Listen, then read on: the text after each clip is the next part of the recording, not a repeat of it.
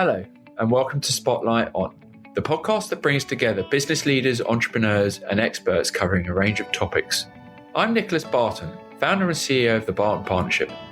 We're an award-winning executive recruitment and consulting solutions firm providing permanent search and independent consulting services across strategy, sustainability and M&A, data and analytics, and transformation and change. Hello and welcome to our special International Women's Day episode. Today we delve into the topic of shared parental leave. We're joined by Rosie Campbell, Director of the Global Institute for Women's Leadership and Professor of Politics at King's College London, and Nitesh Prakash, an experienced partner at Bain, as well as a race equality board member for the BITC, to explore the impact and implementation of this progressive policy. On a day dedicated to advocating for women's rights, we'll discuss how shared parental leave supports women in the workplace and promotes a more inclusive and balanced family dynamic. Rosie and Nitesh, it's great to have you both with me today, and thank you for joining me on this discussion. I'm excited to get into the topic of shared parental leave with you both. If it's okay, Rosie, I might just start with you, and we'll get into the first question, which is if you could help me by clarifying the concept of shared parental leave. What is it, and what do you believe are the key benefits? Historically, we've really treated parental leave, we use the word parents, but we really meant mothers, and we have maternity leave, and really we defaulted to think of parents as mothers, whereas shared parental leave is exactly as it says, it's leave that's shared across parents, usually a mother and a father, but not necessarily. And how you divide that does depend on what policy you're offering, etc.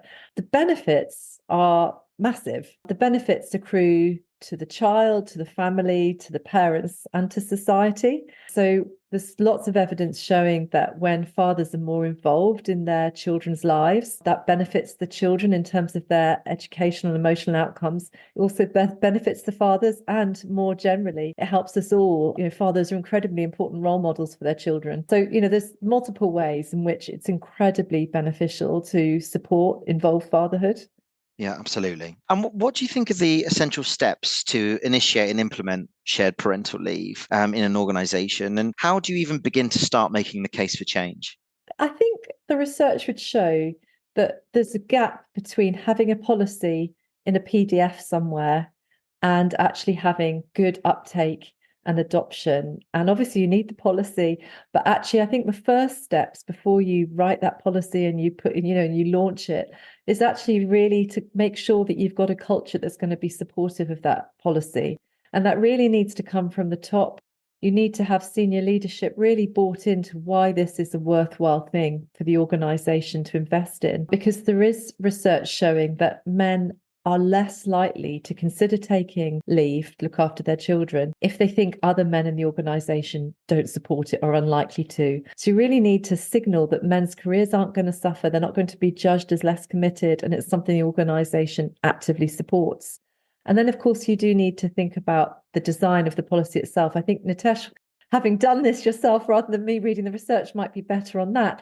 But I think the advantages are obviously in terms of your individuals, your employees, their mental well-being, their satisfaction and engagement with their jobs is incredibly important. And also there's a social benefit, because while the bulk of caring is undertaken by women, actually that reinforces gender stereotypes. It creates inequality in the workplace, both for men and for women. Women are kind of stereotyped as parents and not considered to take their careers as seriously, and we lose talent that way.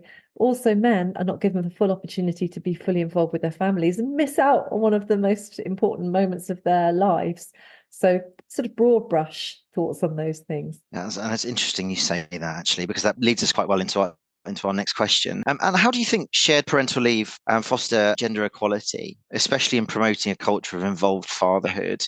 And from your expertise, Rosie, what tangible benefits do you think can be realised for mothers as a result? Because that's the key thing here, really, isn't it? There's a slight paradox. There's a difficulty in making this work, because if you're a really cutting edge employer and you've got the best leave policy, you actually might be really helping a woman in another organisation to manage her life better, because it's not that often that you've got both parents in the same organisation. So this is something where employers actually really believe in changing the world, making the world a better place, and gaining a reputation for being forward thinking, it's really, really critical. So that kind of external benefit for society is going to really ratchet up the more employers have really good policies for fathers.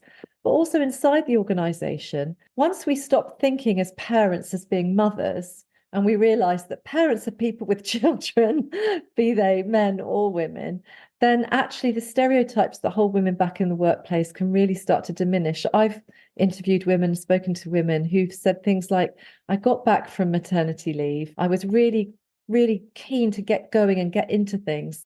And then I was told that I wasn't offered an opportunity to take on a special project, for example, because it was assumed that, oh, she doesn't want that right now. She's settling back in, an assumption that from now on, family's going to come first. And of course, when all of your employees potentially might be taking that kind of leave, you're not going to think of them all as always putting family first. And so it can create a more level playing field for men and women. Absolutely. Thank you, Rosie. And Nitesh, bringing you into the conversation, from your work, particularly at Bain, what do you believe is the case for change for equal parental leave?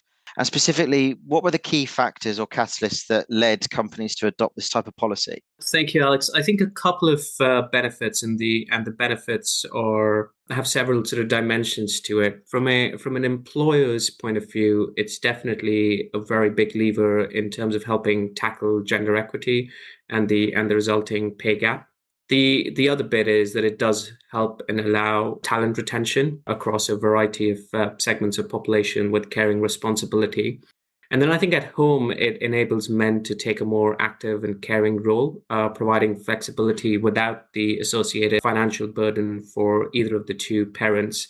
And then I do know the research does suggest that it does go a far way in supporting minority ethnic groups that are often overburdened with greater caring responsibilities and lesser support around them.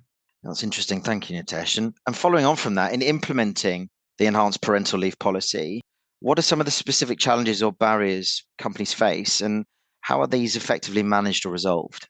I'd probably highlight two of them. The first one being that, yes, there is a cost associated with enhanced and equal parental leave. And, you could argue that there are several benefits as well, and net the benefits probably outweigh the cost. That being said, there is sort of a hard number that you need to put to it because you've got X percentage of your workforce out of work or being productive. And the reality is that there are a variety of places where you can put your money to good use. And this needs to be competing along with all the other benefits that you're trying to provide to your employees. That being said, all the data, all the research says that this is the number one issue that carers will raise as something that they'd want employers to take steps towards. The second issue I would highlight is a little bit of what Rosie was talking to earlier, which is it's perceived very much as a benefit for men, which makes it a very interesting topic for today. Because yes, it is a benefit on the tin for men, but at the end of the day, it helps you to have a much more equal playing ground at home. And it's to Rosie's point, which is both parents don't need to be at the same company to benefit from it. That's interesting. Thank you, Nitesh. And from your perspective, what measurable results have stemmed from this type of policy, particularly in terms of talent attraction and retention?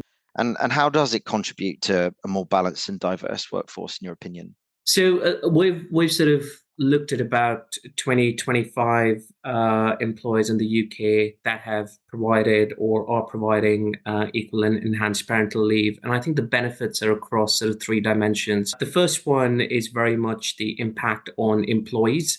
It's a great retention mechanism for parents. I think there was a quote that came up in our research, which has sort of stuck with me since, which said, "I'm made to feel that prioritizing kids is not something I do as a mother, but because I'm a parent, it is the responsibility for both parents and not just the mother."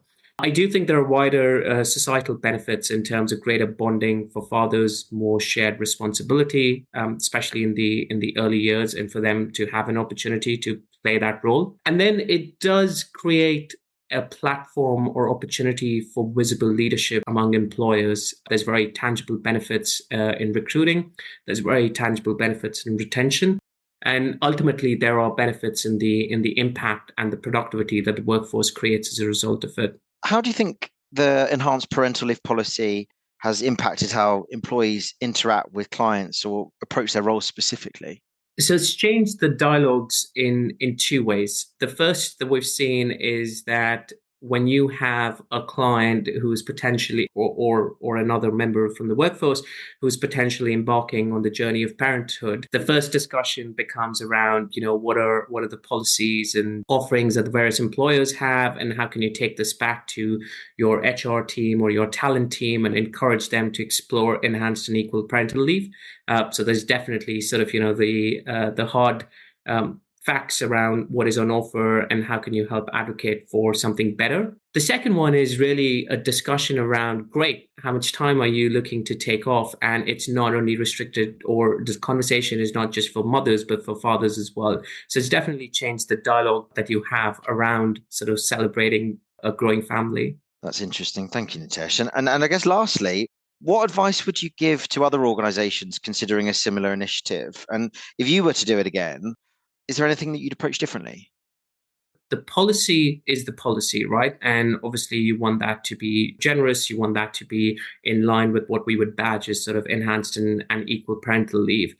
I think what's equally important are the accompanying benefits that come around the policy. And that's a little bit around, how do you think about integrating people back into the workforce when they come back from parental leave? What does that mean in terms of, how you're choosing to backfill the role, or how you're choosing to rotate the workforce, and so on and so forth. And then the final and the most important piece is the bit that Rosie alluded to right up front, is the supportive culture, i.e. how do you make sure that there are visible examples of leaders, and men specifically, taking up the policy, and more importantly, that the dialogue is very open and transparent and honest around it. So you do drive the uptake. That being said, when we've looked at the data for companies that do offer it in the UK, the uptake is as high as 99 to 100%. There are very few companies with lower uptake on it. Thank you very much. It's an interesting conversation. I'm sure it's something that we could spend the whole day talking about. And I just wanted to say thank you very much, both to you, Rosie, and to you, Nitesh, for an interesting and fluid conversation. I'm sure our audience will be pleased to delve deeper into this topic, but it's a brilliant starting point and it's much appreciated. Thank you for sharing your time with us.